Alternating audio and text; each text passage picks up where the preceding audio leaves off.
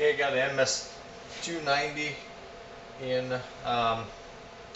Guy said the carb wouldn't tune out right. Couldn't adjust it. It'd get funny on idle, and then it'd die. Start, retune it, be all right for a little bit, die.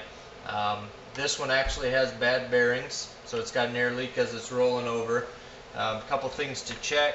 If you got the same situation, you want to check your flywheel to see if your coil is rubbed. This one hasn't gotten to that point that the bearings have that much slop in them that it's actually smacking the ignition here. Another thing to check, and if you're ever servicing an MS290, 310, 390, the bearing cages on these saws are plastic.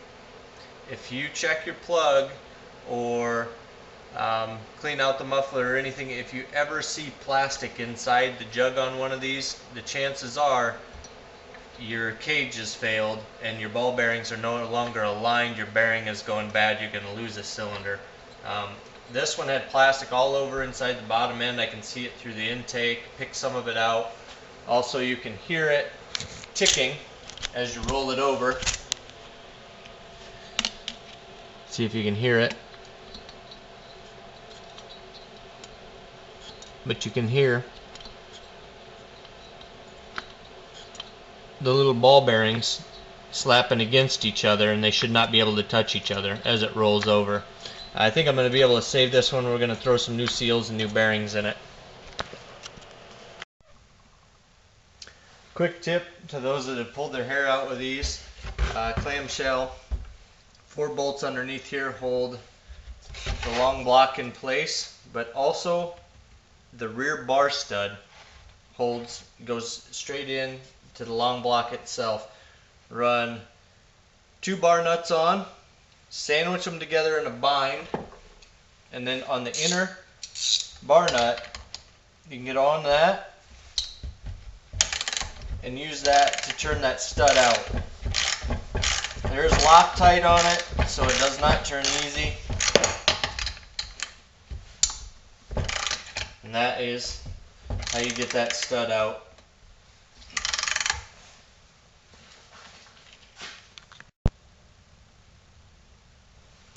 Alright, once you got your long block out, you can hear on this one the bearings rattling around inside the races. You're going to want to check your boot. Make sure there is no cracks. Clean it. Make sure it's not starting to deteriorate. There's no point in rebuilding this whole thing if you put the same boot back in. That's going to fail right away. Make sure there's no weird wear to it. These saws are kind of a pain to disassemble. They're known to be. So to get to this boot, you might as well fix it right away. This one looks good. Also, your impulse line, flex it around, pull on it. Make sure there's no accordion looking cracks. If you want, it's not bad insurance and how much these cost just to replace it. This one looks good. I'm just going to throw it back in there. Now for the engine. The bolts are out of the bottom. They actually sandwich the whole assembly together. I'm going to knock the bottom off. Sometimes they come a little more difficult than that. And pop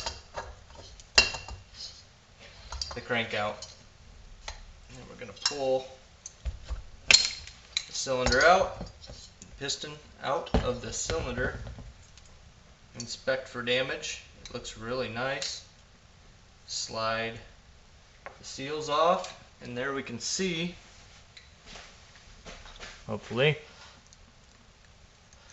the race is broke and all the bearings or the balls are loose, and it looks like it took out both sides.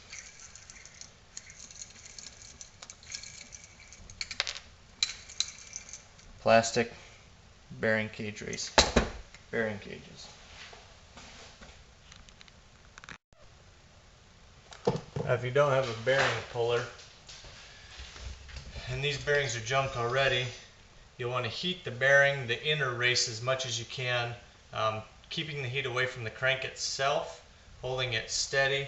I use a flathead screwdriver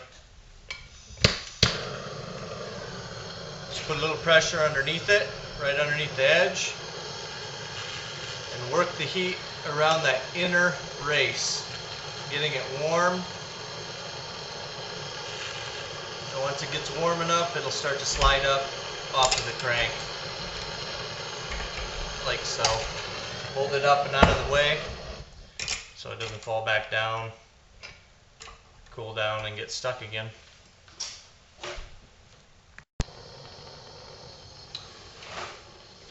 Throw your crank in the freezer a couple hours. You want to warm up your bearing just a little bit. You don't want to overheat it, discolor it. Just warm it just a little bit.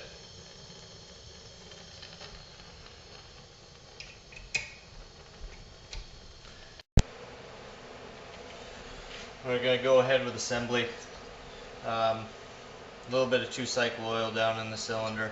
Make sure all those bearing chunks are out of there, the cage, plastic. I wire brush this and then clean it with brake cleaner, the mating surfaces, top and bottom. I use 3-bond, Honda bond, whatever you prefer, as long as it is resistant to fuel. You want to put a very thin layer on.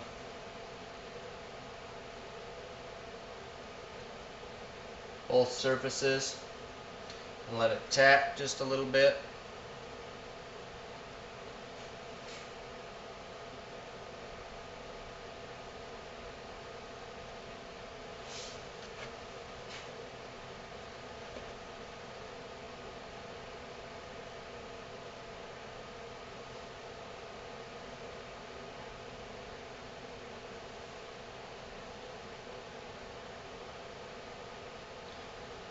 Make sure you get it consistent. Although a lot of times you pull these apart and it doesn't even look like they're very consistent from the factory.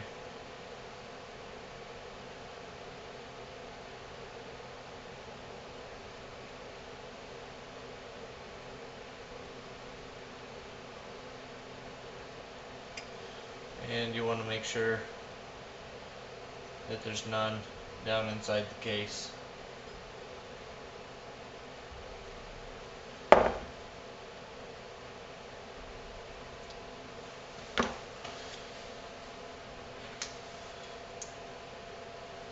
Ring pin locators go to the intake side. Kind of line your rings up a little bit, and they should. And there you have your long block back in. All the bolts are back in. I got to put the bar stud back in yet. Put a little Loctite on that. Check your fuel line while you're in here. Same deal. Make sure there's no cracks. Right here, where it turns, is a very common place for it to crack, and where it's curved back towards the carburetor. Also, check your filter. Bearings. Stihl is high on their prices, of course, like all manufacturers are. Go to bearing house. I got SKF 6203 C3s is the bearings in this saw. Much cheaper, probably less than half of what you'd get at a Stihl dealer. Save you a couple bucks. Get your seals at the Stihl dealer. They're not terrible. Range from 13 to 20 depending on which seal you pick out. There's 2 different ones you can get for this saw. So